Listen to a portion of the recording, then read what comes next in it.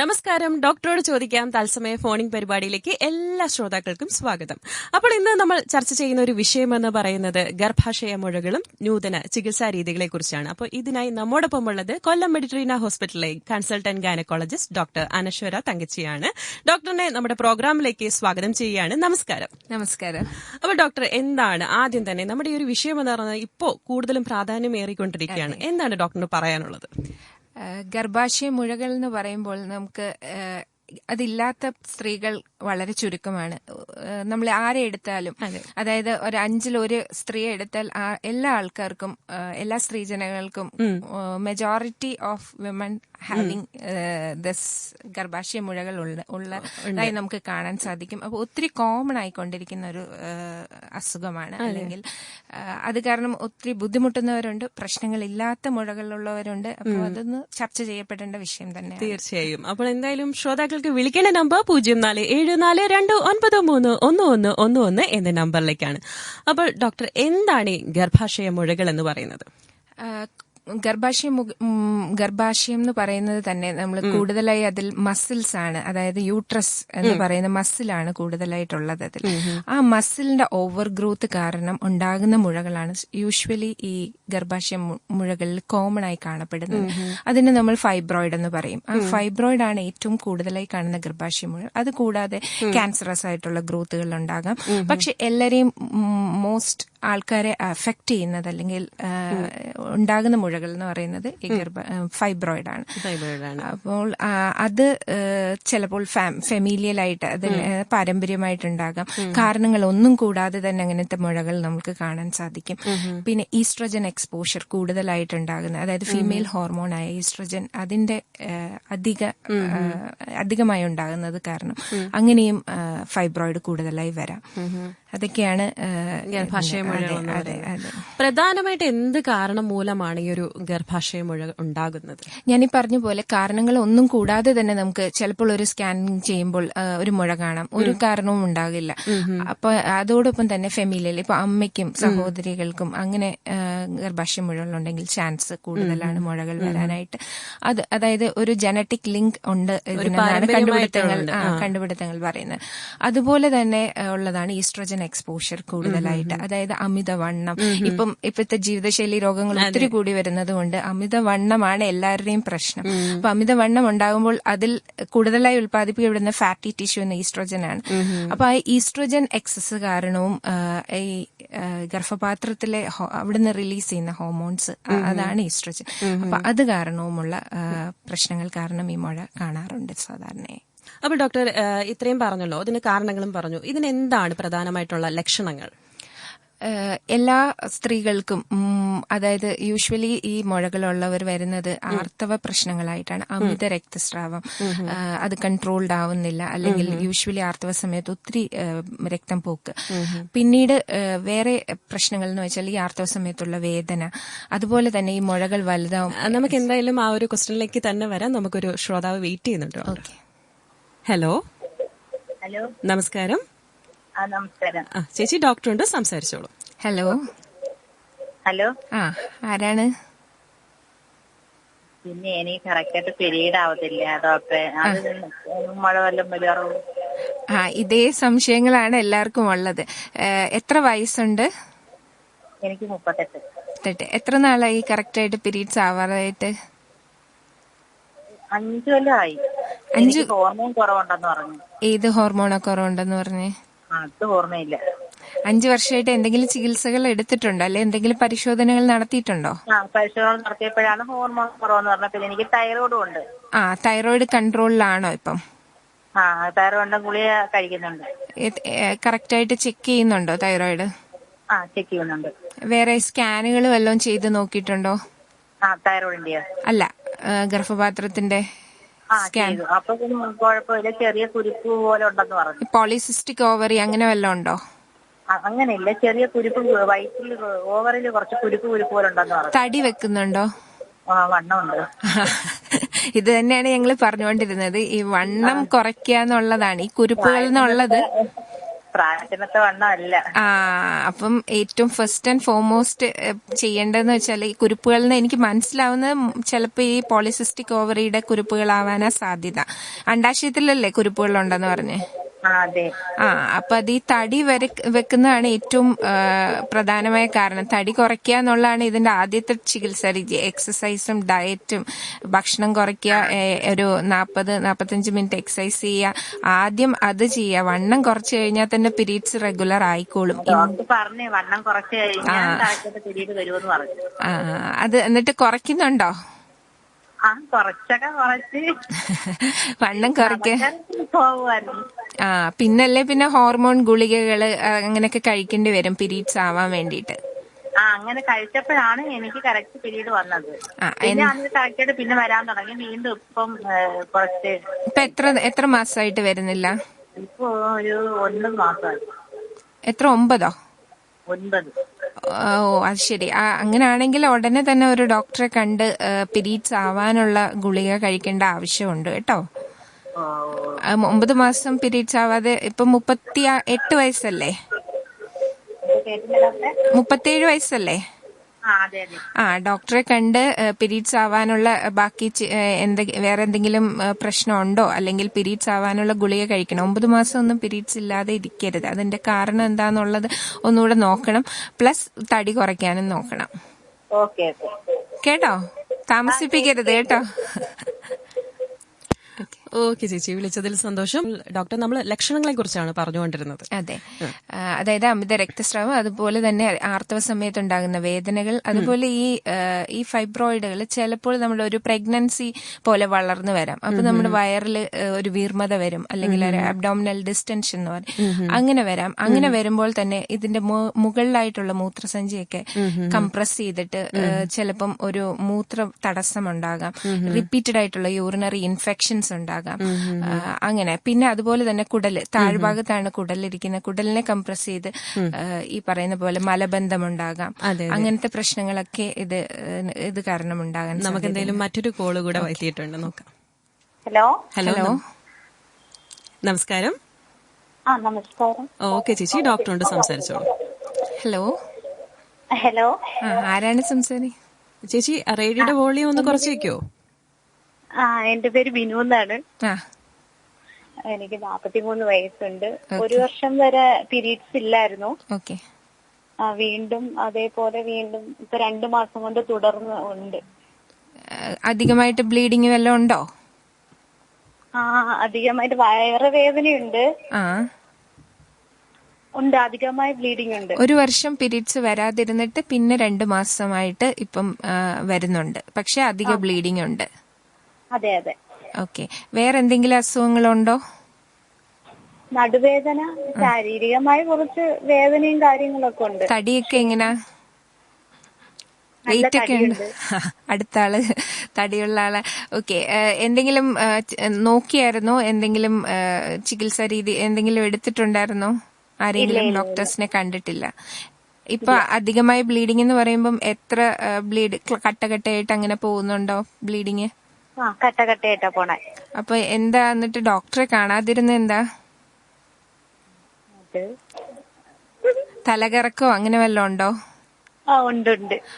എത്രയും പെട്ടെന്ന് ഡോക്ടറെ കണ്ട് ഇതിന്റെ പരിശോധന, അതായത് ഇദ്ദേഹത്തിന്റെ പരിശോധനയും ചെയ്യണം. അതുപോലെ തന്നെ സ്കാനിങ്ങുകളും, എന്ത് കാരണം കൊണ്ടാണ് ഈ ബ്ലീഡിംഗ് ഉണ്ടാകുന്നതെന്നുള്ളത് വ്യക്തമായി അറിയാൻ വേണ്ടിയിട്ട് സ്കാനും അതുപോലെ ബാക്കിയുള്ള പരിശോധനകളും ചെയ്യണം. ഈ തലകറക്കം എന്ന് പറയുന്നത് നമുക്ക് ബ്ലീഡിംഗ് കൂടുതലായിട്ട് ഉണ്ടായാൽ അനീമിയ, വിളർച്ച, അങ്ങനത്തെ പ്രശ്നങ്ങളൊക്കെ ഉണ്ടാകാം. ചിലപ്പോൾ തലയിറങ്ങി വീഴുകയൊക്കെ ചെയ്യാം.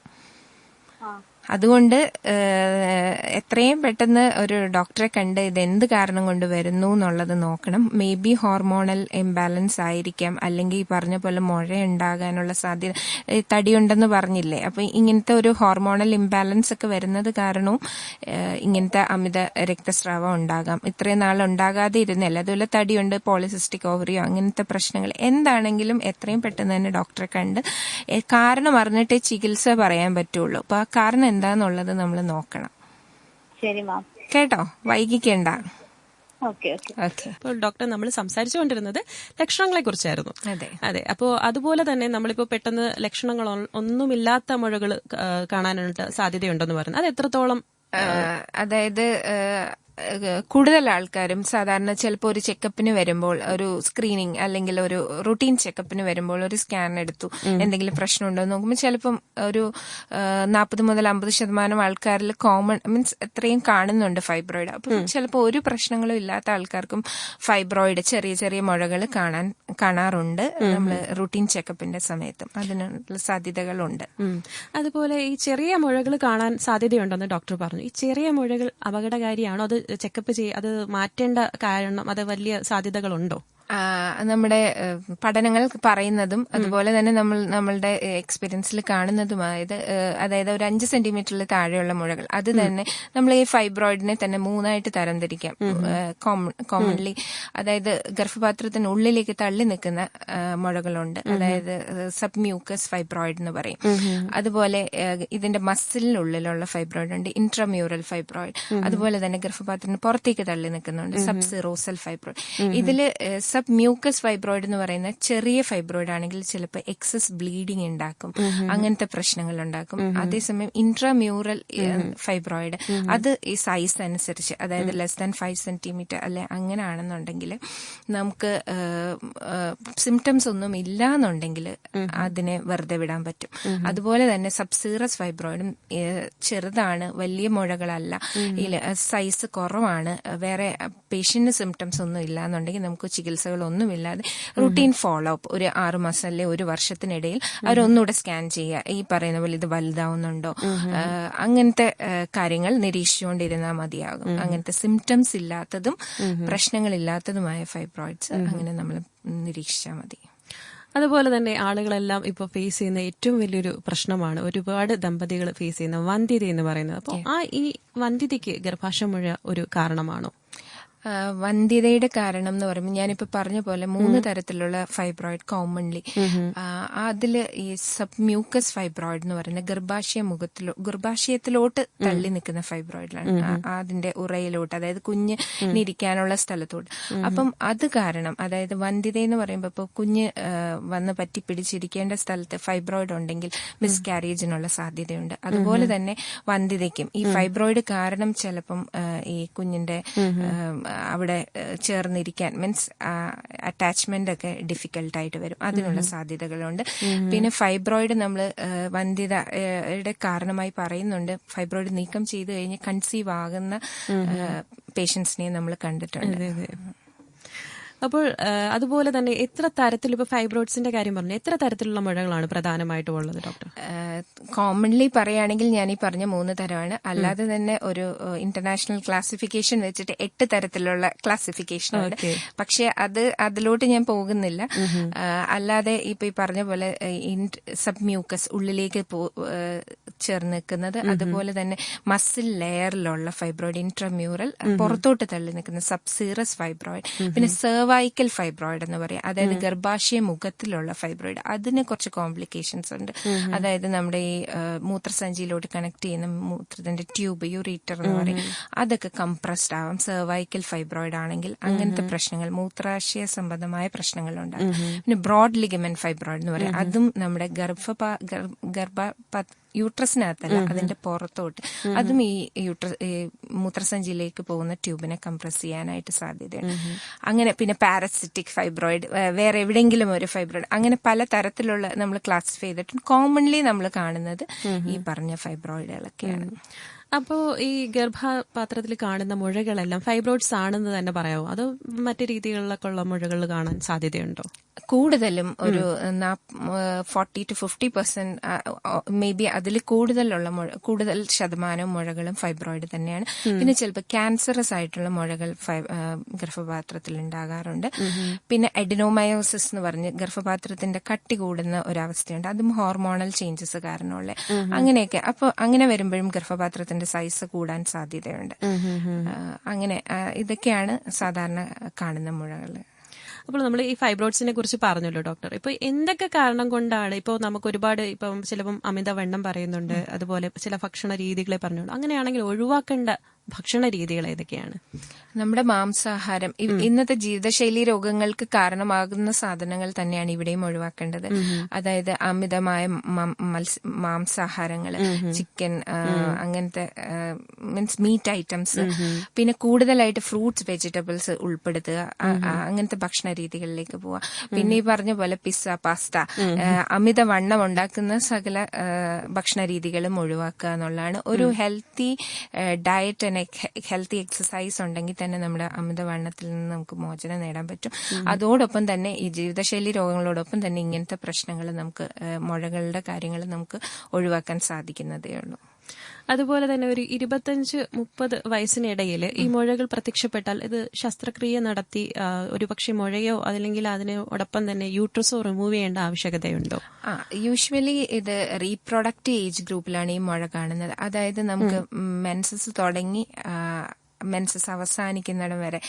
പക്ഷെ കുട്ടികളിൽ സാധാരണ കുറവാണ്. പക്ഷെ ഒരു 30 വയസ്സിനും ഒരു 40 വയസ്സിനും 50 വയസ്സിനും ഇടയിലാണ് കൂടുതലായി കാണുന്നത്. അതിൽ തന്നെ 40 വയസ്സിനും 50 വയസ്സിനും ഇടയിലാണ് ഈ മുഴകൾ കൂടുതലായി കാണുന്നത്.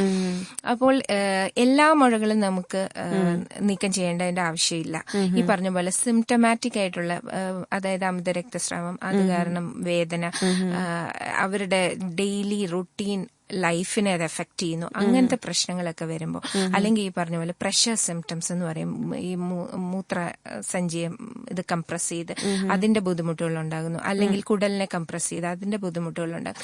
ഇങ്ങനെയൊക്കെ വരുമ്പോൾ നമ്മൾക്ക് അത് നീക്കം ചെയ്യേണ്ടി വരും. പിന്നെ അത് എന്ത് സർജറി ചെയ്യണം, നമുക്ക് അതിന് മുന്നേ തന്നെ മെഡിക്കൽ മാനേജ്മെന്റ് ഉണ്ട്. അതായത് ടാബ്ലറ്റ്സ് കൊടുത്തും, ഹോർമോണൽ ടാബ്ലറ്റ്സ് ഉണ്ട്, സാധാരണ ബ്ലീഡിങ് നിർത്താനുള്ള ടാബ്ലറ്റ്സ് ഉണ്ട്. അത് ഓരോന്നായിട്ട് സ്റ്റാർട്ട് ചെയ്ത് അതിലൊന്നും നിൽക്കുന്നില്ല, ഈ മെഡിക്കൽ മാനേജ്മെന്റിൽ നിൽക്കുന്നില്ല എന്നുള്ള ഒരു സ്റ്റേജ് വരുമ്പോഴാണ് സർജറിയെ പറ്റി ആലോചിക്കുന്നത്. അതല്ല, ആദ്യം തന്നെ ഒരു വലിയ മുഴയാണെങ്കിൽ, ഈ പറഞ്ഞ പോലെ പ്രഗ്നൻസി പോലെ വളർന്നു വരുന്ന ഒരു മുഴയാണ്, അങ്ങനെ ഒരു മുഴയാണ്, ഇത്രയും കുറെ പ്രശ്നങ്ങൾ അത് കാരണം ഉണ്ടാകുന്നുണ്ടെങ്കിൽ നമ്മൾ ഏജ് കൂടെ കൺസിഡർ ചെയ്ത്, ഏജും മുഴകളുടെ എണ്ണം, മുഴകൾ കാരണമുള്ള സിംറ്റംസ്, ഇതെല്ലാം കൺസിഡർ ചെയ്താണ് സർജറി തീരുമാനിക്കുന്നത്. നമുക്ക് എന്തായാലും മറ്റൊരു ശ്രോതാവുണ്ട് doctor. Hello. Hello doctor. Hello, നമസ്കാരം. ഞാൻ എന്റെ മോൾക്ക് വേണ്ടിയിട്ടാ വിളിക്കുന്നത്. മോൾക്ക് 31 വയസ്സുണ്ട്. മോള് പ്രഗ്നന്റ് ആയിരിക്കുന്ന സമയത്ത് ഇപ്പൊ 6 വർഷത്തിന് മുന്നേ, 6 വയസ്സുണ്ട് ഇപ്പൊ കുഞ്ഞിന്. അപ്പൊ ഒരു ഓവറിയിൽ ഒരു സിസ്റ്റ് ഉണ്ടായിരുന്നു സ്കാൻ ചെയ്യുമ്പോ. പിന്നെ പ്രസവം കഴിയട്ടെന്ന് പറഞ്ഞ് പ്രസവം കഴിഞ്ഞ് സ്കാനൊക്കെ ചെയ്തപ്പോ അത് കാണാനില്ല, പോയി. ഇപ്പൊ ഉള്ളതെന്ന് പറഞ്ഞാൽ ഈ പ്രസവം കഴിഞ്ഞതിന് ശേഷം മോക്ക് ഇപ്പൊ ഒന്ന് തുമ്മുവോ അല്ലാതെ എന്തായാലും മൂത്രം പോവുക. ഒന്ന് ഡോക്ടറെ കാണിക്കാൻ പറ്റ, അവള് കാണിക്കുന്നുമില്ല. എത്ര നാളായി പ്രശ്നമുണ്ട്. അപ്പൊ തുമ്മല് വരുമ്പം മൂത്രം പോകുന്നുണ്ട്. എത്ര നാളായി ഇത് തുടങ്ങിയിട്ട്? അതായത് പ്രസവം കഴിഞ്ഞ ഉടനെ? 2 വർഷമായി ഇപ്പൊ തുടങ്ങിയിട്ട്. ഈ പ്രസവം കഴിഞ്ഞ ഉടനെ പ്രശ്നങ്ങൾ വല്ലതും ഉണ്ടായിരുന്നോ?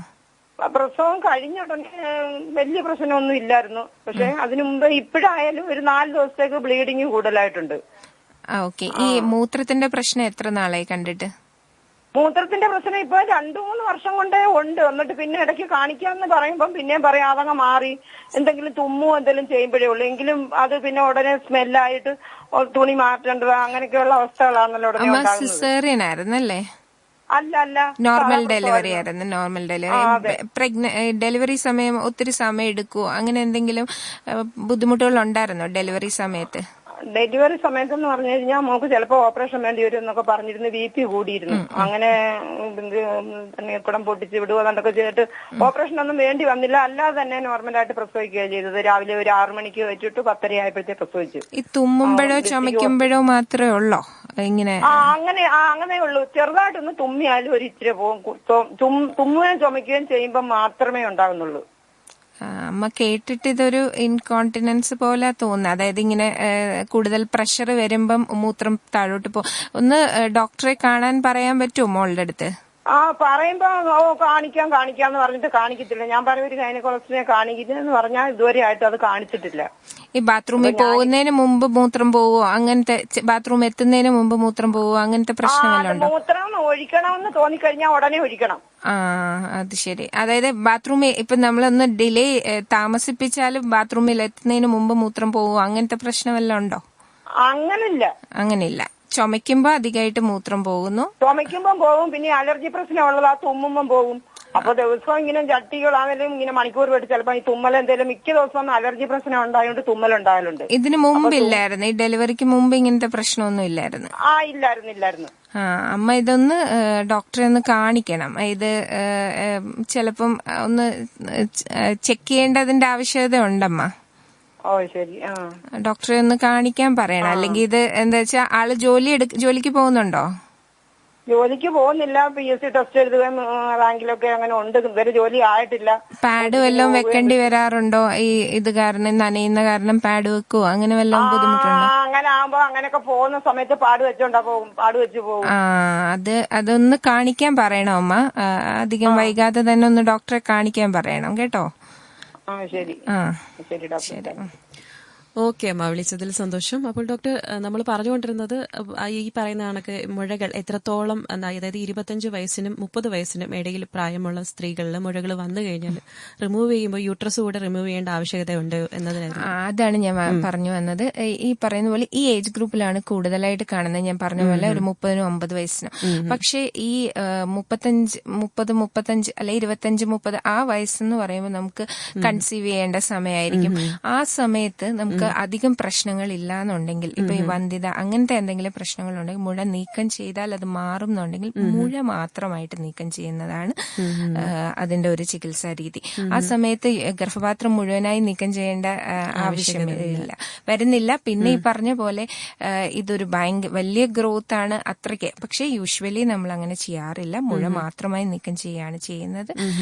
കുറച്ചുകൂടെ കഴിഞ്ഞിട്ട് പക്ഷെ ഈ മുഴ നീക്കം ചെയ്താലും ഇത് റെക്കർ ചെയ്യാനുള്ള സാധ്യതയുണ്ട്. അതായത് വീണ്ടും വരാനുള്ള സാധ്യതകളുണ്ട്. അതും എനിക്കൊരു സംശയമാണ്, എനിക്കൊരു ചോദ്യമായിരുന്നു. കാരണം ഒരു തവണ ചികിത്സിച്ചു കഴിഞ്ഞാൽ വീണ്ടും ഇത് വരാനുള്ള സാധ്യത ഉണ്ടോ എന്നുള്ളത്. അങ്ങനെ വരാനുള്ള സാധ്യത ഞാൻ പറഞ്ഞു, ഒരു ജനറ്റിക് ഇതുണ്ട്. അപ്പം മുഴ നീക്കം ചെയ്തു കഴിഞ്ഞാലും നമുക്ക് വീണ്ടും വരാനുള്ള സാധ്യതകളുണ്ട്. പക്ഷെ അത് ഈ പറയുന്ന പോലെ അതുകൊണ്ടാണ് ഒരു ഡെഫിനിറ്റീവ് ട്രീറ്റ്മെന്റ് എന്ന് പറയുന്നത്. പക്ഷെ ഒരു 25-30 വയസ്സിൽ നമുക്ക് ഗർഭപാത്രം എടുത്തു കളയാൻ അങ്ങനെ ചെയ്യാൻ കഴിയില്ല. അപ്പൊ അതുകൊണ്ട് തന്നെ മുഴ റിമൂവ് ചെയ്യാന്നുള്ളതാണ് അതിന്റെ ഒരു ഓപ്ഷൻ ആയിട്ടുള്ളത് ആ ഏജ് ഗ്രൂപ്പിൽ. ഇപ്പോൾ ഈ ശസ്ത്രക്രിയ കൂടാതെ നമുക്ക് എന്തെല്ലാം മാറ്റങ്ങൾ അല്ലെങ്കിൽ എന്തെല്ലാം കാരണങ്ങൾ കൊണ്ട് നമുക്ക് മുഴയെ ഒന്ന് പ്രതിരോധിച്ച് നിർത്താനായിട്ട് സാധിക്കും? നമുക്ക് ഞാൻ നേരത്തെ പറഞ്ഞ പോലെ മെഡിക്കൽ മാനേജ്മെന്റ് ഉണ്ട്. അതായത് ഈ മുഴകൾ ചുരുങ്ങാനായിട്ടുള്ള ഇഞ്ചക്ഷൻസ്, ടാബ്ലറ്റ്സ്, അങ്ങനത്തെ ടാബ്ലറ്റ്സ് ഉണ്ട്. അതും ഒരു 6 മാസം വരെയൊക്കെ നമുക്ക് എടുക്കാം. കുറച്ചൊന്ന് ഷ്രിങ്ക് ചെയ്ത് ഒന്ന് സൈസ് കുറഞ്ഞു കാണും. പക്ഷെ അത് നിർത്തി കഴിഞ്ഞാൽ വീണ്ടും തിരിച്ച് പഴയ ഇതിലോട്ട് സാവകാശം പഴയ സൈസിലോട്ട് തന്നെ മുഴ വരാനുള്ള സാധ്യതയുണ്ട്. പിന്നെ ഇപ്പോൾ ഈ പറഞ്ഞ പോലെ നൂതന ചികിത്സാ രീതികൾ എന്ന് പറഞ്ഞിട്ട് അതും ഈ ഒരു ഏജ് നമ്മളുടെ കൺസെപ്ഷൻ പീരീഡ് അല്ലെങ്കിൽ ഗർഭിണികളാകാൻ ആ ഒരു പീരീഡ് മീൻസ് ആ പീരീഡ് കഴിഞ്ഞ സ്ത്രീകളാണെങ്കിൽ അവർക്ക് ഇനി കുട്ടികൾ വേണ്ട അങ്ങനത്തെ ഒരു സ്റ്റേജ് ആണെങ്കിൽ ഈ പറഞ്ഞ പോലെ യൂട്രൈൻ ആർട്ടറി എംബോളൈസേഷൻ എന്ന് പറഞ്ഞ പുതിയ ചികിത്സാ രീതികൾ, അത് ഈ പറയുന്ന പോലെ നമ്മൾ ഒരു ആൻജിയോഗ്രാം ചെയ്യുന്ന പോലെ ഒരു മെറ്റീരിയൽ ഇഞ്ചക്ട് ചെയ്തിട്ട് അത് ഈ യൂട്രസിലെ ഈ മുഴയിലുള്ള ബ്ലഡ് വെസൽസിനെ കരിച്ചു കളയുന്ന പോലത്തെ ഒരു പ്രൊസീജിയറാണ്. അപ്പോൾ ബ്ലഡ് സപ്ലൈ പോകുമ്പോൾ ആ മുഴ ചുരുങ്ങും. പക്ഷെ അതിനുശേഷമുള്ള ഫെർട്ടിലിറ്റി, അതായത് പ്രഗ്നന്റ് ആവാനുള്ള സാധ്യതകൾ ഇപ്പോഴും പഠിച്ചുകൊണ്ടിരിക്കുന്ന സാധ്യത കുറവാണെന്നാണ് പറഞ്ഞു വരുന്നത്. അതൊരു ഓപ്ഷനാണ്. പിന്നെ ഒരു MRI ഗൈഡഡ് അൾട്രാസൗണ്ട് ഇതുണ്ട്, ഒരു ട്രീറ്റ്മെന്റ് മൊഡാലിറ്റി ഉണ്ട്. ഇതൊക്കെ ആയി വരുന്നതേ ഉള്ളൂ, ചിലയിടത്ത് യൂസ് ചെയ്ത് തുടങ്ങിയിട്ടുണ്ട്. അതായത് MRI ഉപയോഗിച്ച് ഈ മുഴകളെ കറക്റ്റായിട്ട് കണ്ടുപിടിച്ചിട്ട് അതിനകത്ത് അൾട്രാസൗണ്ട് ഗൈഡഡ് അതിനെ ഇല്ലാതാക്കുന്ന ഒരു ട്രീറ്റ്മെന്റ് മൊഡാലിറ്റിയാണ്. അതും പുറ രാജ്യങ്ങളിലൊക്കെ ചെയ്യുന്നുണ്ട്. അതും ഈ പറഞ്ഞ പോലെ റെക്കറൻസും ഒക്കെ ഉള്ള സാധ്യതകൾ ഉണ്ട് അതിന്. അപ്പോൾ ഡോക്ടറെ, നമ്മൾ ഒരുപാട് കാര്യങ്ങൾ ചർച്ച ചെയ്തു. അതുപോലെ വേറൊരു പ്രധാനപ്പെട്ട ഒരു കാര്യമാണ്, എല്ലാവർക്കും ഉള്ളൊരു സംശയമാണ്, ഈ മുഴകളെല്ലാം ക്യാൻസറായി മാറാനുള്ള സാധ്യത കൂടുതലാണോ? യെസ്, അത് ഒരു വലിയ ചോദ്യമാണ്. അതായത് ഒത്തിരി ആൾക്കാർ ആകുലപ്പെടുത്തുന്ന ഒരു ചോദ്യമാണ്. ഫൈബ്രോയിഡ് എന്ന് പറയുന്നത് തീരെ ഒരു ബിനൈൻ ട്യൂമർ എന്നാണ് നമ്മൾ പറയുന്നത്. ബിനൈൻ ഉണ്ട്, ക്യാൻസറസ് ട്യൂമർ ഉണ്ട്. അതായത് ക്യാൻസർ ആകാൻ സാധ്യതയുള്ളത്. ഫൈബ്രോയിഡ് ഭൂരിഭാഗവും നമുക്ക് ബിനൈൻ ട്യൂമേഴ്സ് ആണ്. അതായത് ക്യാൻസറിലോട്ട് ഫൈബ്രോയിഡ് പോകുന്ന സാധ്യത വളരെ കുറവാണ്, 1% താഴെയാണെന്ന് പറയാം. അതുപോലെ തന്നെ ഇത് ക്യാൻസർ ആവുകയാണെങ്കിൽ, അതായത് ഫൈബ്രോയിഡ് പെട്ടെന്നൊരു ഫൈബ്രോയിഡിന് ഒരു ഗ്രോത്ത് ഉണ്ടാകുക, ഒരു വലുതായിട്ട് വളരുക, പെട്ടെന്നൊരു വളർച്ച, അല്ലെ വയറ് വീർത്ത് വരിക, അങ്ങനത്തെ, അല്ലെങ്കിൽ ഈ പറഞ്ഞ പോലെ ആർത്തവം നിന്നതിന് ശേഷമുള്ള മുഴകൾ. നമുക്ക് എന്തായാലും മറ്റൊരു കോൾ ഉണ്ട് ഡോക്ടർ. ഹലോ ഹലോ ഹലോ, എനിക്ക് 50 വയസ്സായിട്ട് പറഞ്ഞോ അമ്മ. 50 വയസ്സായിട്ടുണ്ട്. അപ്പൊ എനിക്ക് ഇതുവരെയും പീരീഡ് നിന്നിട്ടില്ല. അപ്പൊ രണ്ടാമത്തെ ദിവസവും മൂന്നാമത്തെ ദിവസവും സാധാ ബ്ലീഡിങ് പോന്നോണം ഉണ്ട്. പക്ഷെ ഈ 50 വയസ്സായിട്ടും ബ്ലീഡിങ് നിൽക്കാത്ത എന്താണെന്നൊരു ഡൗട്ട്. അമ്മ സാധാരണ പോലത്തെ ബ്ലീഡിങ്ങേ ഉള്ളോ? അതായത് 3-4 ദിവസം സാധാരണ പോകുന്ന പോലെയുള്ള ബ്ലീഡിങ്ങേ ഉള്ളോ, അതോ അധികമായിട്ട് ബ്ലീഡിങ് ഉണ്ടോ? ഇല്ല, നമ്മള് നേരത്തെ തൊട്ടേ അങ്ങനെ ഒരു രണ്ടാമത്തെ ദിവസം മൂന്നാമത്തെ ദിവസം ഉള്ള ബ്ലീഡിങ് അത്രയൊക്കെ ഉള്ളൂ. പിന്നെ അത് ചെറിയ കട്ടകട്ടായിട്ടൊക്കെ പോകുന്നുണ്ട്. ബുദ്ധിമുട്ട് എന്തെങ്കിലും ഉണ്ടോ ഇത് കാരണം? ഇല്ല, ബുദ്ധിമുട്ടൊന്നും ഇല്ല. രണ്ടിന്റെ എന്തോ കട്ടകട്ടായിട്ട് പോവാൻ തുടങ്ങിയിട്ട് എത്ര നാളായി? അത് നമുക്ക് ഓവറായിട്ടല്ല മാഡം, അത് സാധാരണ നമുക്ക് പോന്നോണം. ചില ദിവസങ്ങളിൽ ചിലപ്പോ കട്ടയ്ക്ക് അങ്ങനെ ചെറുതായിട്ട് പോകുന്നുണ്ട്, അല്ലാതെ അതിനെ കുറിച്ചൊരു പ്രശ്നമൊന്നുമില്ല. എത്ര പാടൊക്കെ മാറ്റും? 50 വയസ്സായിട്ട് ഇത് നിൽക്കാത്തത് കൊണ്ടുള്ള ഒരു. എത്ര പാടൊക്കെ വെച്ച് മാറ്റുമോ? എനിക്ക് ദിവസം ഒരു 4 എണ്ണമെങ്കിലും വേണ്ടി വരും. അത് ഓരോന്ന് വെച്ചിട്ട് 4 എണ്ണം. അതെ അതെ, അത് വലിയ കുഴപ്പമില്ലാത്തതാണ്. പിന്നെ ഈ 50 വയസ്സിൽ എനിക്ക് എന്താണേലും മെൻസസ് നിൽക്കും അങ്ങനെ ഒരു ചിന്ത വേണ്ട. ചിലർക്ക് ഒരു 50-51 വയസ്സോ 52 വയസ്സോ അത് അങ്ങോട്ടും ഇങ്ങോട്ടും ഒരു ആവറേജ് ഒരു ഏജ് ആണ് പറഞ്ഞിരിക്കുന്നത്, 51 അല്ലെ 52 ആ വയസ്സ്. ഇതിപ്പോ ചിലപ്പോ അമ്മയ്ക്ക് നിൽക്കാൻ ഉള്ള സാധ്യതയുണ്ട്. അമ്മയുടെ അമ്മയ്ക്കൊക്കെ എത്ര വയസ്സിൽ നിന്നു? എന്റെ ജനനത്തോടു കൂടി അമ്മയുടെ യൂട്രസ് റിമൂവ് ചെയ്തു. അത് ശരി. ചെറിയ കുരുക്കൾ വന്നിട്ട്. ഇതോർത്ത് അങ്ങനെ വിഷമിക്കേണ്ട. പിന്നെ ഈ പറയുന്ന പക്ഷെ ചേച്ചിമാർക്കൊക്കെ 42-45 വയസ്സിലൊക്കെ നിന്നു. പക്ഷെ എനിക്ക് മാത്രം ഈ 50 വയസ്സായിട്ട് നിൽക്കുന്നില്ല. അത് അങ്ങനെ വിചാരിക്കണ്ട. ഈ പറയുന്ന പോലെ ചിലർക്ക് 51-52, ചിലർക്ക് 54, അങ്ങനെയൊക്കെ അങ്ങോട്ടും ഇങ്ങോട്ടും മാറി വരാം.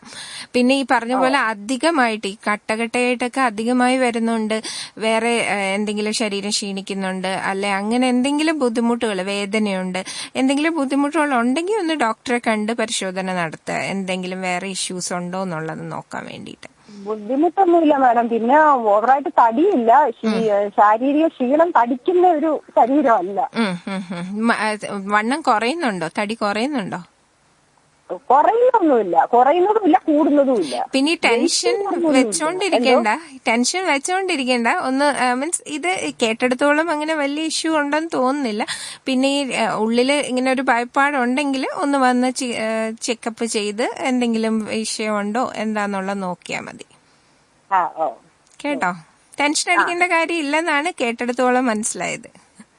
ഇതൊക്കെ തന്നെ എന്റെ പ്രശ്നങ്ങള്.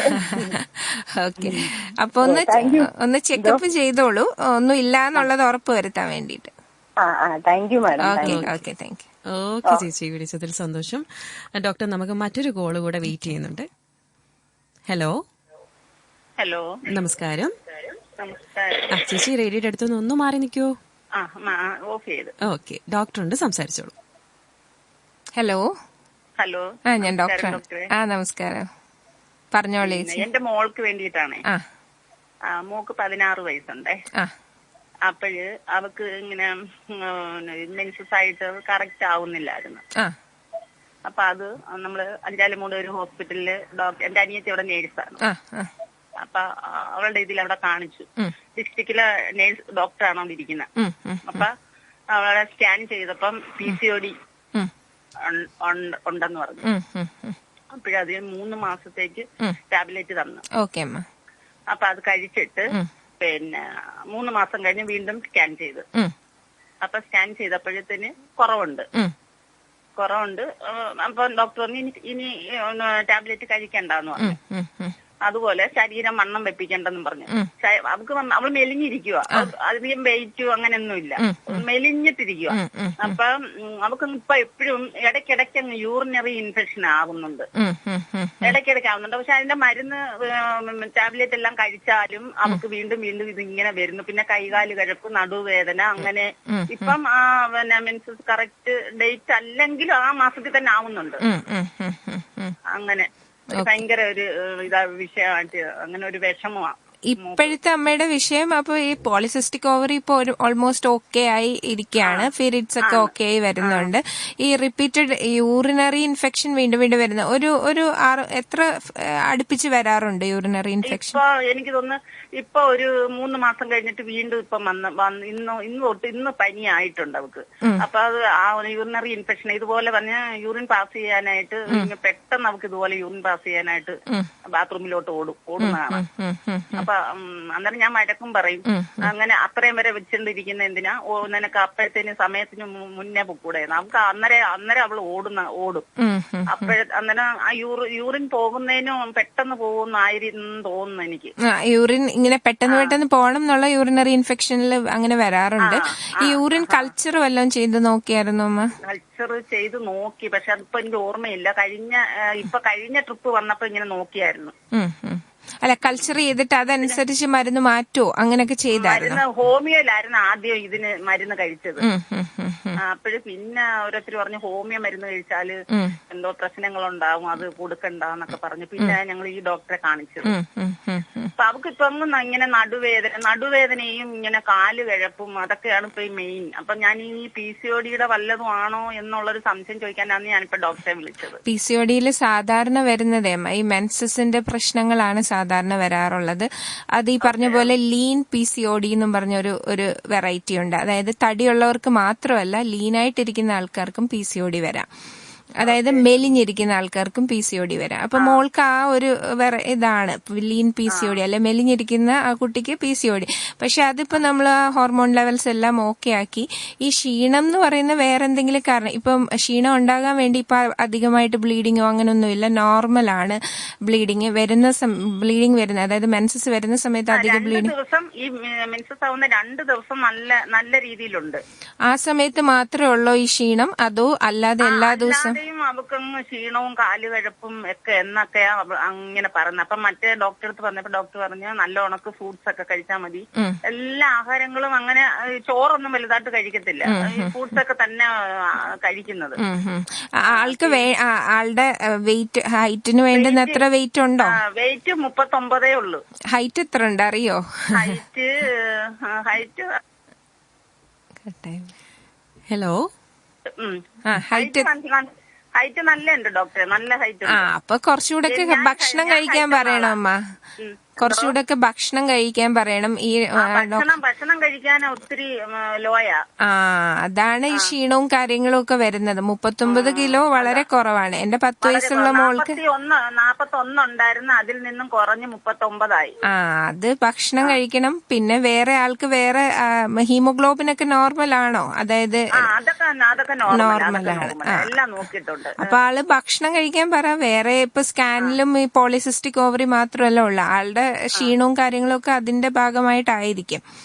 പിന്നെ യൂറിനറി ഇൻഫെക്ഷൻ ഈ പറയുന്ന പോലെ കൾച്ചർ ചെയ്ത് നോക്കണം. ആള് വെള്ളമൊക്കെ ഒത്തിരി കുടിക്കാൻ പറയണം, മൂത്രം ഒഴിക്കാൻ മുട്ടുമ്പോ പോവാൻ പറയണം. അങ്ങനെ വെച്ചോണ്ടിരിക്കരുത്. അങ്ങനെ ഇരുന്നാലും യൂറിനറി ഇൻഫെക്ഷൻ വരും. കേട്ടോ? Okay, thank you. ഓക്കെ അമ്മ, വിളിച്ചതിൽ സന്തോഷം. അപ്പോൾ ഡോക്ടർ, നമുക്ക് മറ്റൊരു ശ്രോതാവ് കൂടെ വെയിറ്റ് ചെയ്യുന്നുണ്ട്. ഹലോ. നമസ്കാരം. അമ്മ ഡോക്ടർ ഉണ്ട്, സംസാരിച്ചോളൂ. ഹലോ ഡോക്ടറെ, എനിക്ക് 48 വയസ്സുണ്ട്. പറഞ്ഞോളൂ.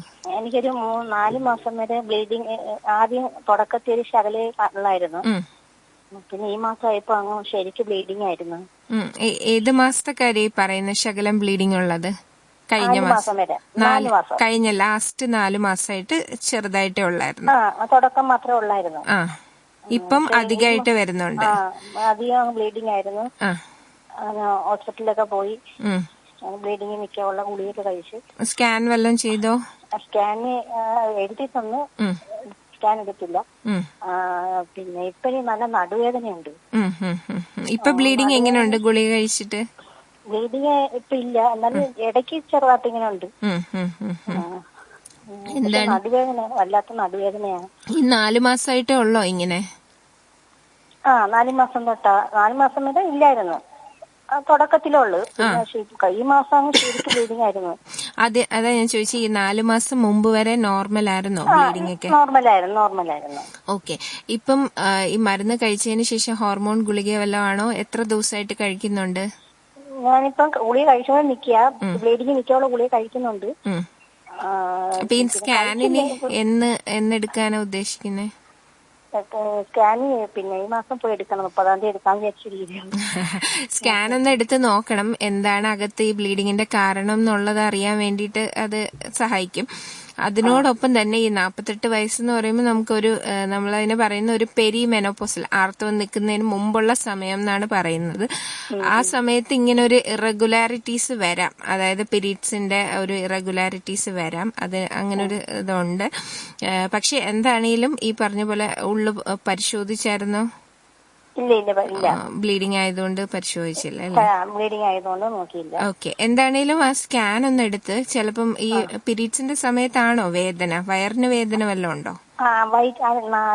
അരുന്നാൾക്ക് നല്ല വയറ്റിനും വേദനയായിരുന്നു. പക്ഷെ ഇപ്പൊ എനിക്ക് നടുവേദന, എനിക്കൊന്നും ചെയ്യാനൊന്നും പറ്റുന്നില്ല, നല്ല നടുവേദനയാണ്. അത് എത്ര ദിവസമായിട്ട്? ഇത് തുടങ്ങിയതിന് ശേഷം ഈ നടുവേദന, ഈ ബ്ലീഡിങ് തുടങ്ങിയതിന് ശേഷം. ഓക്കെ. എന്താണേലും ആ സ്കാൻ ഒന്ന് ചെയ്ത് എന്തെങ്കിലും മുഴകളോ അങ്ങനെ വല്ലതും ഉണ്ടോ എന്നുള്ളതൊന്ന് ക്ലിയർ ആക്കണം. അതിനുശേഷം നമുക്ക് നടുവേദനയുടെ ഇതിലോട്ട് പോവാം. കേട്ടോ? ഓക്കെ അമ്മ, വിളിച്ചതിൽ സന്തോഷം. ഡോക്ടർ, നമുക്ക് മറ്റൊരു ശ്രോതാവ് കൂടെ വെയിറ്റ് ചെയ്യുന്നുണ്ട്. ഹലോ. നമസ്കാരം. ഡോക്ടറുണ്ട്, സംസാരിച്ചോളൂ ചേച്ചി. ഹലോ. നമസ്കാരം മാഡം. നമസ്കാരം. എന്റെ മകൾക്ക് വേണ്ടിയാണ് സംസാരിക്കുന്നത്. പറഞ്ഞോളൂ. മോക്ക് 15 വയസ്സ് പൂർത്തിയായി. ഇപ്പം കറക്റ്റ് ആയിട്ട് പീരീഡ് വരുന്നില്ല. എന്നാണമ്മ വന്നു തുടങ്ങിയത്? എത്ര വയസ്സിലാ? ഇപ്പൊ മോള് 13 വയസ്സിലായിരുന്നു ആയതേ. ഇപ്പൊ അതായത് ഡേറ്റ് ഒന്ന് പറയാമോ? ആദ്യമായിട്ട് പീരീഡ് എക്സാം ഒക്കെ കഴിഞ്ഞ് നിന്നപ്പോഴായിരുന്നു. ഓക്കെ. ഇപ്പൊ 15 വയസ്സല്ലേ?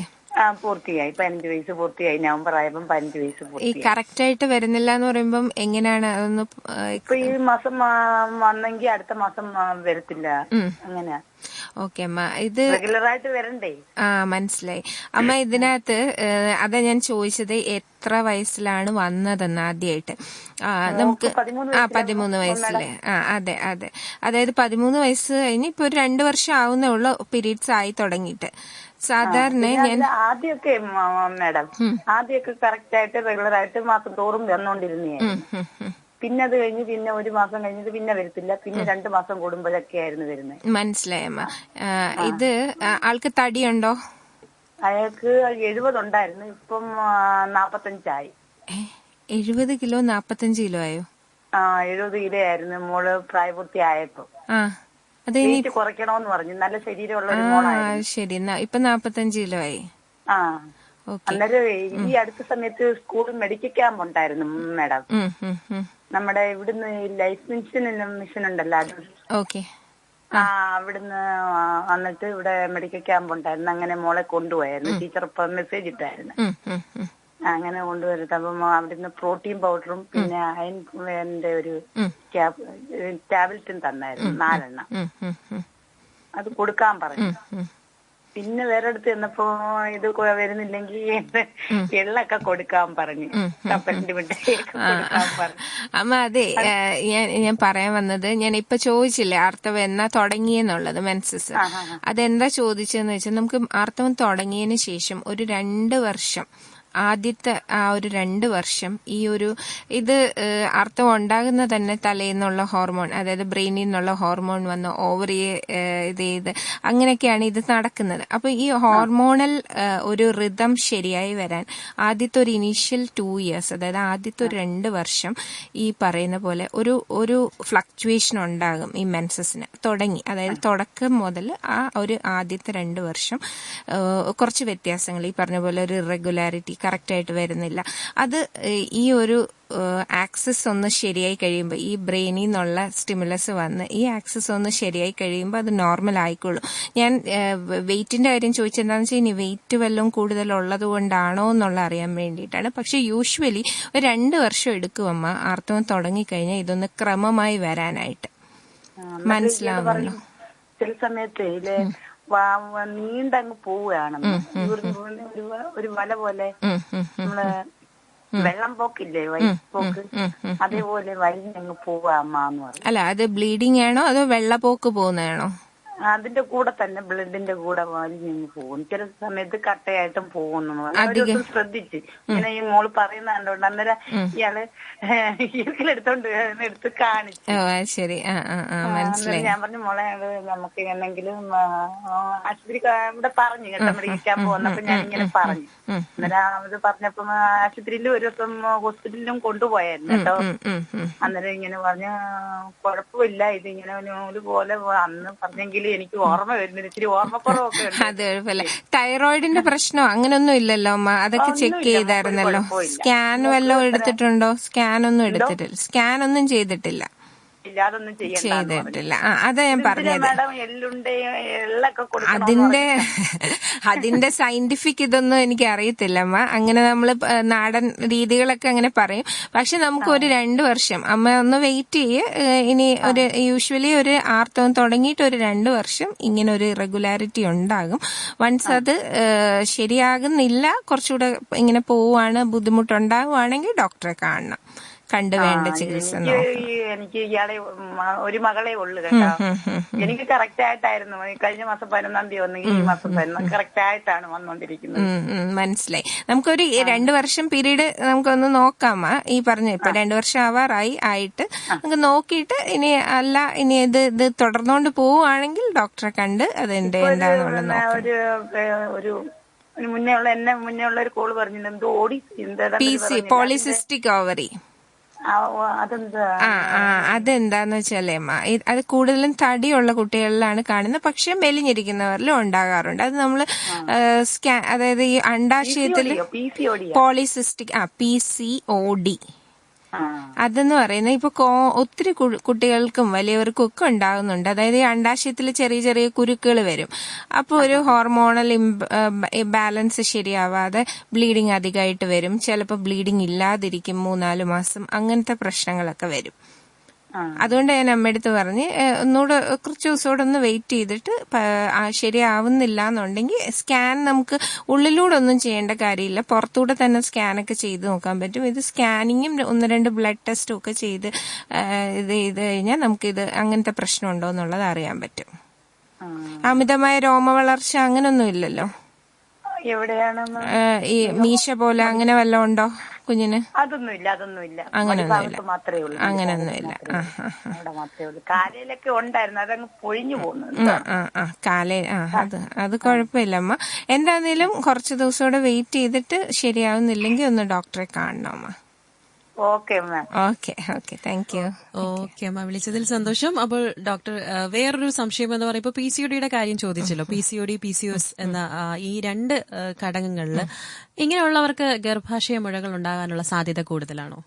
PCOD എന്ന് പറയുന്നത് നമുക്ക് ഈ പറഞ്ഞ പോലെ ഒരു ഹോർമോണൽ ഇംബാലൻസ് ആണ്. അതായത് ഇൻസുലിൻ റെസിസ്റ്റൻസ് ഉണ്ടാവുക, അതുപോലെ തന്നെ ടെസ്റ്റോസ്റ്റിറോൺ ഹോർമോൺ കൂടുതലുണ്ടാവുക, ഈസ്ട്രജൻ. ഈ തടിയുള്ളവർക്കാണെങ്കിൽ ഈസ്ട്രജൻ ഹോർമോണിന്റെ ഇംബാലൻസ്, അതായത് ഈ ഫാറ്റി ടിഷ്യൂല് കൂടുതലും ഈസ്ട്രജൻ ഹോർമോൺ ആയിരിക്കും. അപ്പൊ അങ്ങനെ ഒരു ഇപ്പോഴത്തെ പഠനങ്ങൾ കാണിക്കുന്നത് ഒരു സാധ്യത ഈ ഹോർമോണൽ റിലേഷൻ, ഞാൻ ആദ്യം പറഞ്ഞ പോലെ ഈസ്ട്രജൻ ഹോർമോണിന്റെ കൂടുതൽ കാരണമാണ് ഈ ഫൈബ്രോയിഡ് ഉണ്ടാകുന്നതെന്ന് പറഞ്ഞു. അപ്പൊ ആ ഒരു കാരണം ഈ പോളിസിസ്റ്റിക് ഓവറിക്കും ആ ഈസ്ട്രോജൻ ഹോർമോണിന്റെ ഒരു വ്യത്യാസം കാണുന്നുണ്ട്. അതുകൊണ്ട് ഒരു റിലേഷൻഷിപ്പ് ഉണ്ട്. ഈ പോളിസിസ്റ്റിക് ഓവറിക്കും ഫൈബ്രോയിഡിനും ഒരു റിലേഷൻഷിപ്പ് പറയുന്നുണ്ട്. അപ്പോൾ നമ്മുടെ ഒരു ടോപ്പിക് അല്ലെങ്കിൽ വിഷയം എന്ന് പറയുന്നത് ഗർഭാശയ മുഴകളും നൂതന ചികിത്സാ രീതികളുമായിരുന്നു. അപ്പോൾ എന്തൊക്കെ ചികിത്സാ രീതികളാണ് ഇപ്പോൾ ഡെവലപ്പായിട്ട് വന്നിട്ടുള്ളത്? അത് ഞാൻ നേരത്തെ സൂചിപ്പിച്ചു പോയതുപോലെ ഞാൻ പറഞ്ഞു, മെഡിക്കൽ മാനേജ്മെന്റിലെ ടാബ്ലറ്റ്സ്, അതായത് ബ്ലീഡിംഗ് നിൽക്കാനുള്ള ടാബ്ലറ്റ്സ് തുടങ്ങി, ഹോർമോണൽ ടാബ്ലറ്റ്സ് ഉണ്ട്. ഇനി ടാബ്ലറ്റ്സിൽ കഴിയുന്നില്ല എന്നുണ്ടെങ്കിൽ ഇഞ്ചക്ഷൻസ് ഉണ്ട്, ഇത് ചുരുക്കാൻ വേണ്ടിയിട്ടുള്ള അങ്ങനെയുണ്ട്. ഇത് ചുരുക്കിയാലും റെക്കർ ചെയ്യാനുള്ള സാധ്യതകൾ പറഞ്ഞു. അപ്പം ഒരു ഡെഫിനിറ്റീവ് മാനേജ്മെന്റ് എന്ന് പറയുന്നത് ഇത് എടുത്തു കളയുക എന്നുള്ളതാണ്. ഈവൻ അതിനാണ് നമ്മൾ മയോമെക്ടമി അല്ലെ ഫൈബ്രോയിഡ് റിമൂവൽ എന്ന് പറയും. അത് ഞാൻ ഈ പറഞ്ഞ പോലെ ഏജ് കുറവുള്ളവർ പല കാര്യങ്ങളും നോക്കിയിട്ടാണ്, ഏജ് അല്ലെ സൈസ്, ഫൈബ്രോയിഡിന്റെ സൈസ്, പ്രഗ്നൻസി ഇനി വേണോ അങ്ങനെയൊക്കെ നോക്കിയിട്ടാണ് നമ്മൾ തീരുമാനിക്കുന്നത്. അപ്പം ആ മയോമെക്ടമി എന്ന് പറയും ആ ചികിത്സാ രീതി. അത് യൂഷ്വലി എല്ലായിടത്തും ചെയ്യുന്നതാണ്. അതുകൂടാതെ ഇനി ഒരു കുട്ടികൾ ഇനി വേണ്ട, ഒരു 45 വയസ്സ് അല്ലെങ്കിൽ അങ്ങനത്തെ ആ ഒരു ഏജ് ഗ്രൂപ്പ്, അത് ഡോക്ടറാണ് ഡിസൈഡ് ചെയ്യേണ്ടത് എങ്ങനെയാണുള്ളത്. ഗർഭപാത്രം റിമൂവ് ചെയ്യണോ എന്നുള്ളത് അതനുസരിച്ച്, അല്ലെ വലിയ ഫൈബ്രോയിഡാണ്, പെട്ടെന്ന് വളർച്ച വന്ന ഫൈബ്രോയിഡാണ്, അങ്ങനെയൊക്കെയുള്ള കാര്യങ്ങൾ. അത് തന്നെ ഓപ്പറേഷൻസ് എന്ന് പറയുന്നത് താക്കോൽദ്വാര ശസ്ത്രക്രിയ വഴി ചെയ്യാം. അതും ഡോക്ടേഴ്സ് അക്കോർഡിംഗ് ടു ഈ സൈസ് അല്ലെങ്കിൽ ഏജ് ഗ്രൂപ്പ്, എത്ര ഫൈബ്രോയിഡ്, എത്ര മുഴകളുണ്ട്, ഇതെല്ലാം ഡിസൈഡ് ചെയ്യും. അതിന് താക്കോൽദ്വാര ശസ്ത്രക്രിയ വഴി റിമൂവ് ചെയ്യാം, ഓപ്പൺ സർജറി വഴി റിമൂവ് ചെയ്യാം. അതുപോലെ തന്നെ ഈ മുഴ റിമൂവ് ചെയ്യുന്നതും താക്കോൽദ്വാര ശസ്ത്രക്രിയയും അതുപോലെ ഓപ്പൺ ആയിട്ടും ചെയ്യാൻ പറ്റുന്നത്. ഇനി ഇത് കൂടാതെ ഉള്ളതാണ് നമുക്ക് ഈ ഇതൊന്നും ചെയ്യാതെ ഈ പറഞ്ഞ പോലെ യൂട്രൈൻ ആർട്ടറി എംബോളൈസേഷൻ എന്ന് പറയുന്നത് ആൻജിയോഗ്രാം ചെയ്യുന്ന പോലത്തെ ഒരു പ്രൊസീജിയർ. അതായത് ഹാർട്ടിന്റെ പ്രശ്നത്തിന് ആൻജിയോഗ്രാം ചെയ്യുന്ന പോലെ നമ്മൾ ഒരു വെയിനിലൂടെ ചില പാർട്ടിക്കിൾസ് കടത്തി വിട്ടിട്ട് ഈ ഫൈബ്രോയിഡിനെ സപ്ലൈ ചെയ്യുന്ന ബ്ലഡ് വെസൽസിനെ കരിച്ചു കളയാണ് ചെയ്യും. അപ്പോൾ ആ ഫൈബ്രോയിഡ് ചുരുങ്ങും. അതാണ് ഒരു ട്രീറ്റ്മെന്റ്. പിന്നുള്ളതാണ് ഈ പറഞ്ഞ MRI ഗൈഡഡ് അൾട്രാസൗണ്ട് ടെക്നിക് ഉണ്ട്. MRGFUS എന്ന് പറയും, ഫോക്കസ്ഡ് അൾട്രാസൗണ്ട്. അതായത് MRI വെച്ചിട്ട് കറക്റ്റ് ആയിട്ട് അത് എവിടാണ് ഫൈബ്രോയിഡ് എന്ന് നോക്കി ആ ഫൈബ്രോയിഡിന്റെ അവിടെ അൾട്രാസൗണ്ട് രശ്മികൾ കടത്തിവിട്ട് അങ്ങനെ ചെയ്യുന്ന പ്രൊസീജിയേഴ്സും ഉണ്ട്. അത് നൂതനമായ ടെക്നോളജീസ് ആണ് വരുന്നത്. പിന്നെ ഉള്ളത് ഈ പറഞ്ഞ പോലെ വേറെ ചില ടാബ്ലറ്റ്സ് ഉണ്ട്, ലിപ്രസ്റ്റാൽ, അസറ്റീറ്റ് എന്നൊക്കെ പറഞ്ഞിട്ട് അങ്ങനെ ചില ടാബ്ലറ്റ്സ്. അതിന് പക്ഷേ അതിന്റെ സൈഡ് എഫക്ട്സും അതിനോടൊപ്പം തന്നെ ഉണ്ടാവാറുണ്ട്. അതുപോലെ തന്നെ ഡോക്ടർ, വേറൊരു പ്രശ്നം എന്ന് പറയുന്നത് ഞാൻ മിക്കപ്പോഴും കേട്ടിട്ടുള്ളതാണ്, ഗർഭിണികളിൽ കുഞ്ഞിനോടൊപ്പം തന്നെ വളരുന്ന മുഴ. ആ ഒരു പ്രശ്നം എത്രത്തോളം, അതായത് ഇപ്പോൾ ഡെലിവറിക്ക് ശേഷം മുഴ നീക്കം ചെയ്യാനായിട്ട് സാധ്യത ഉണ്ടോ? അത് ഈ പറയുന്ന പോലെ പ്രഗ്നൻസി സമയത്ത് നമ്മൾ ഫൈബ്രോയിഡ് കോംപ്ലിക്കേറ്റിംഗ് പ്രഗ്നൻസി എന്ന് പറയും. നേരത്തെ ഫൈബ്രോയിഡ് ഉള്ളവര് ഈ പ്രഗ്നൻസി സമയത്ത് ഹോർമോണൽ ചേഞ്ചസ് ഉണ്ടാകുമല്ലോ. അപ്പം ഈ ഈസ്ട്രജൻ ഹോർമോൺ വീണ്ടും കടന്നു വരും. അപ്പം ഈ ഫൈബ്രോയിഡ് വലുതാവാനുള്ള സാധ്യതയുണ്ട്. അതുപോലെ തന്നെ പ്രഗ്നൻസിയിൽ ആദ്യത്തെ മാസങ്ങളിലൊക്കെ ഈ ഫൈബ്രോയിഡ് ഉണ്ടെങ്കിൽ അതിൽ ഒരു റെഡ് ഡീജനറേഷൻ എന്ന് പറയുന്നത് പ്രഗ്നൻസിയിൽ നടക്കുന്ന, ഫൈബ്രോയിഡിനകത്ത് നടക്കുന്ന ഒരു ഡീജനറേഷൻ, ഒരു ചേഞ്ച് ആണ്. അത് കാരണം വേദന ഉണ്ടാകും, ഗർഭിണികൾക്ക് വയറ് വേദന ഉണ്ടാകും. അത് നമുക്ക് ആ സമയത്ത് ഇത് റിമൂവ് ചെയ്യാനൊന്നും പറ്റില്ല. പ്രഗ്നൻസി അല്ലെങ്കിൽ ഗർഭിണി ആയിരിക്കുമ്പോൾ നമുക്ക് ഈ ഫൈബ്രോയിഡ് എടുത്തു കളയുന്നതിനെ പറ്റി ആലോചിക്കേണ്ട. പക്ഷെ ഈ പെയിൻ വരുമ്പോൾ നമുക്ക് അതിനുള്ള മരുന്നുകൾ കൊടുക്കാം. അത് കൺട്രോൾഡ് ആക്കി കൊണ്ടുപോകാനേ പറ്റുള്ളൂ. പിന്നെ അതുപോലെ തന്നെ ഈ ഫൈബ്രോയിഡ് ഇരിക്കുമ്പോൾ കുഞ്ഞിന്റെ വളർച്ചയെ അത് എഫക്ട് ചെയ്യാം. അതുപോലെ തന്നെ കുഞ്ഞിന്റെ പൊസിഷനെ അത് എഫക്ട് ചെയ്യാം. മറുപിള്ള ചിലപ്പം താഴെയാവാനുള്ള സാധ്യതകളുണ്ട്. ബ്ലീഡിങ് കൂടുതൽ, ഡെലിവറിക്ക് ശേഷം ബ്ലീഡിങ് കൂടുതൽ. എന്താണെന്ന് വെച്ചാൽ ഈ ഫൈബ്രോയിഡിനകത്തും ഈ വാസ്കുലാർ ബ്ലഡ് സപ്ലൈ കൂടുതലാണ്. അപ്പം വാസ്കുലാരിറ്റി കൂടുന്നുണ്ട്, ബ്ലീഡിങ് ഉണ്ടാവാനുള്ള സാധ്യത. എന്നാൽ ഒരു കോംപ്ലിക്കേഷനും ഇല്ലാതെ നോർമലായി പോകുന്ന ഫൈബ്രോയിഡ് കോംപ്ലിക്കേറ്റിംഗ് പ്രഗ്നൻസിയും ഉണ്ട്. അങ്ങനെയാണ് പ്രഗ്നൻസിയുടെ. പിന്നെ പ്രഗ്നൻസി ഡെലിവറിയോടൊപ്പം തന്നെ ഇപ്പോൾ സിസേറിയൻ ഒക്കെ ചെയ്യുകയാണെങ്കിൽ ഒരു പേഷ്യന്റിന് വിത്ത് ഫൈബ്രോയിഡ് ആണെങ്കിൽ നമുക്ക് ഫൈബ്രോയിഡ് നീക്കം ചെയ്യാനുള്ള ഓപ്ഷൻസും ഉണ്ട്. ഓക്കെ ഡോക്ടർ, നമുക്ക് എന്തായാലും നമ്മുടെ സമയം അതിക്രമിച്ചിരിക്കുകയാണ്. ഈ ഒരു അവസരത്തിൽ എന്താണ് ഡോക്ടർ നമ്മുടെ പ്രിയ ശ്രോതാക്കളോട് പറയാനുള്ളത്? ഞാൻ ആദ്യം തുടക്കത്തിൽ പറഞ്ഞതുപോലെ ഫൈബ്രോയിഡ് അല്ലെങ്കിൽ ഈ പോളിസിസ്റ്റിക് ഓവറി ഇതൊക്കെ വരുന്നത് നമ്മുടെ ജീവിതശൈലി പ്രശ്നങ്ങളും ഒരു കാരണമാണ്. അപ്പോൾ നമ്മൾ നമ്മുടെ ജീവിതശൈലികൾ ശരിയാക്കുക, ഹെൽത്തി ഡയറ്റ്, ഹെൽത്തി എക്സസൈസ്, ഇത് വളരെ ഇമ്പോർട്ടന്റ് ആണ്. ഇന്ന് മാറുന്ന കാലഘട്ടത്തിൽ നമുക്ക് ഫൈബ്രോയിഡിനെ മാത്രമല്ല എല്ലാ അസുഖത്തെയും ഇത് കാരണം നിയന്ത്രിക്കാം. അപ്പോൾ go for A healthy diet and healthy pregnancy, healthy മുന്നോട്ടുള്ള എല്ലാ കാര്യങ്ങൾക്കും വേണ്ടിയും ഒരു ഹെൽത്തി ലൈഫ് സ്റ്റൈലാണ് ഞാൻ അഡ്വൈസ് ചെയ്യുന്നത്. ഓക്കെ ഡോക്ടർ, അപ്പോൾ ഇത്രയും നേരം നമ്മോടൊപ്പം ഉണ്ടായിരുന്നത് കൊല്ലം മെഡിട്രീന ഹോസ്പിറ്റലിലെ കൺസൾട്ടന്റ് ഗൈനക്കോളജിസ്റ്റ് ഡോക്ടർ അനശ്വര തങ്കച്ചിയാണ്. ഡോക്ടറിന്റെ വിലയേറിയ നിർദ്ദേശങ്ങൾക്കും അഭിപ്രായങ്ങൾക്കും റേഡിയോ ബെൻസികന്റെ പേരിൽ നന്ദി പറയുകയാണ്. നന്ദി ഡോക്ടർ. Thank you.